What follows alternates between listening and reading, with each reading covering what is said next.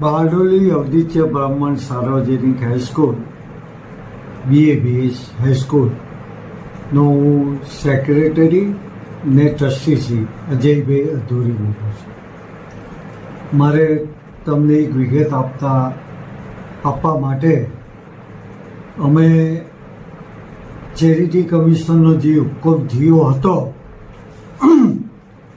તે પ્રમાણે અમે 15/1/2026 રોજ અમને જે સત્તા આપવામાં આવી હતી એ રીતે ઇલેક્શન કરીને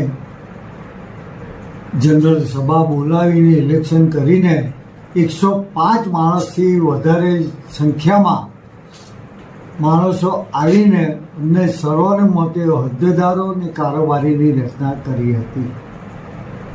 હવે ચૂંટણી નિરીક્ષકોનું અર્થઘટન જૂના વહીવટદારો લોકોની સમજ